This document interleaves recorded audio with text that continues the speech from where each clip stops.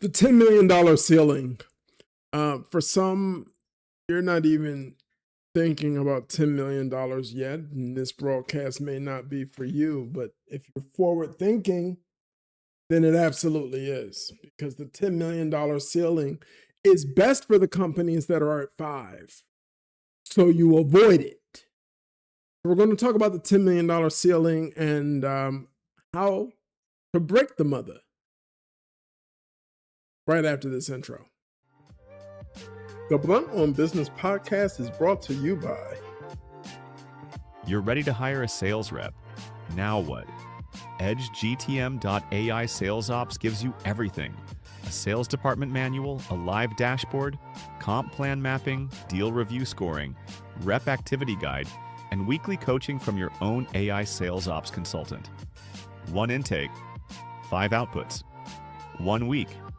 The link's in the description to watch the demo. I'm Rich Lasser with GrowExpand.com. This is the Blunt on Business podcast, and you've been here before, but today we need to get into something that is extremely important. We are live on YouTube as always, so if you have any questions or comments or need any help with anything I'm talking about, just jump in the comment section. I'll respond to you as soon as I see it, all right? Which should be immediately if you're doing it while we're live. What is this $10 million ceiling? The $10 million ceiling is a function of the founder, the person who built this company, reaching a point where, one, you just can't take it any further. There's only so much you can onboard and hunt for opportunities while still servicing effectively the people you've already served, the people you've already sold, the people you've already onboarded. Like, I don't know how you think you're going to magically remain the star salesperson, right? It's called burnout. It happens to the best of us. It's happened to me before. It's hell, okay? You built this business to help a certain group of people. They're CEOs of whatever type of business you sell into. Okay. But have you been building systems around yourself? Have you crystallized the way that you learn what their real need is, what their real pain is, engage to confirm what they're telling you to be accurate, and then confirm their budget before you go trying to have them write you a check and onboard them, all right? Not doing those few steps will drive turnaround up. It will drive churn up, okay?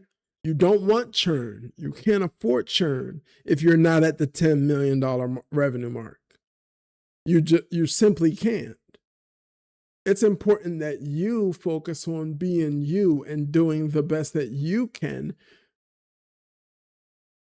with every client. You built this business. You're the CEO, whether you're the founder or not, you're the CEO of this thing. So you're in charge of leading with vision. But your sales team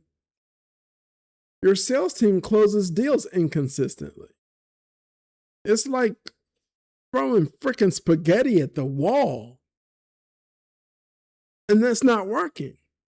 Well, the truth is you sell better than anybody that's ever helped you with sales. I don't care what gimmick or what national firm is behind them.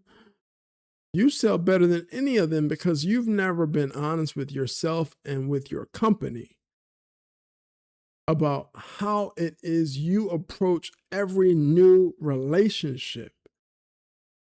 You've had success with these new relationships.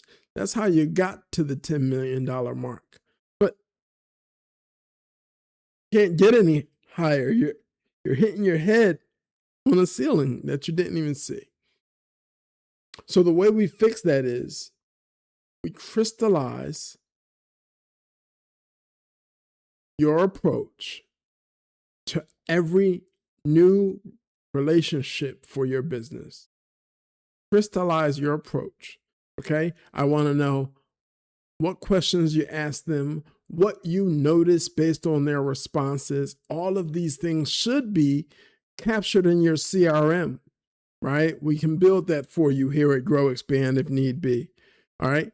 I want to capture every step and every nuance. I want decision trees so that if they say this, we know to do that, or we know to ask that, right? These are things that your salespeople coming behind you as your company scales, you cannot remain in the chief salesperson seat. You can't be the chief revenue officer. This is a very nuanced skill that I have. You have to remain the visionary. Now, a visionary can sell better than anyone will ever sell what they build. So you have to teach them how to sell like you. All right? The bottlenecks that I'm going to tell you happen that get you to that ceiling but not through it. Those are your company's dependency on you, right? Inaccurate forecasting, inconsistent execution on sales. Why? Because you're either focusing on servicing that week or you're focusing on selling that week. Can't wear both hats, babe. You just can't. All right? So these three things inhibit you from really moving the needle for your business. Start keeping a journal. Before you work with me in building out a revenue operations system so you can get past the $10 million mark, I would like you to start right now before you make your first payment, before we have our first conversation. I want you to start and I want you to look at what you actually do, because it's amazing. It's great. But we need to crystallize it so that it can be repeated. And it's going to be different for every client. There's no cookie cutter. You can call one of those big sales companies if you want. If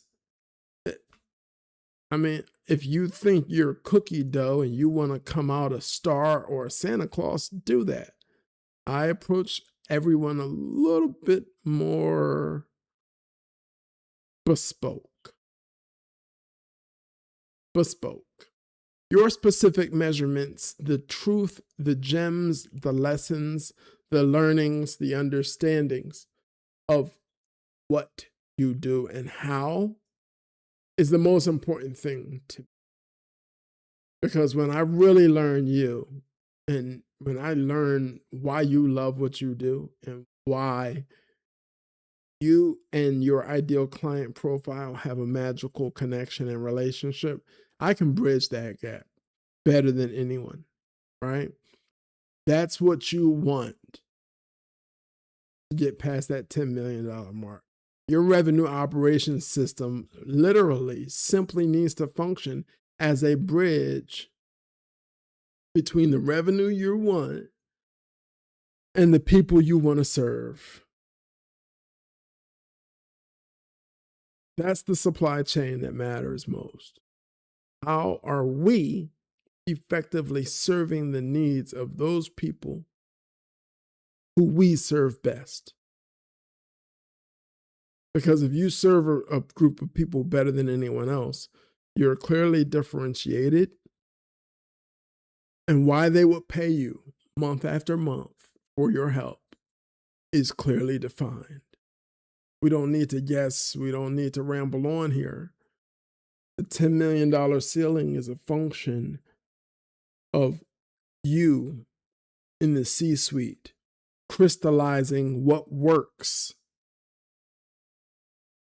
installing that into your CRM. Visit growexpand.com/CRM and leading by it. Marketing's job is to keep the top of the funnel filled with qualified leads. Don't just fill it with people because you're lazy. Qualified leads marketing. Let's get them in there. And sales' job is to service those qualified leads. I don't want to say sell, because you go into it thinking you need to sell them. You're not focused on driving value. You're not focused on helping them. And you're going to wind up effing it up. And it's not your little commission check I'm worried about. It's the future and the revenue growth of the company. If you are focused on helping every sales call, the future of the company and the future of your commission checks are both secure. Enough of me. This is Rich Laster with GrowExpand.com. The Blunt on Business podcast is just some blunt truth on business about your revenue operations, about how you can grow revenue. Because I'm not an expert at anything else, so I keep my mouth shut about everything else. I'm going to go get some froyo, and this is a message from our sponsor. A bit about our company. We produce strategies and deploy experts to grow your business revenue. The success of our clients is a direct result of the 25+ years of sales and marketing experience of our founder, Rich Laster. We take the guesswork out of increasing your revenue.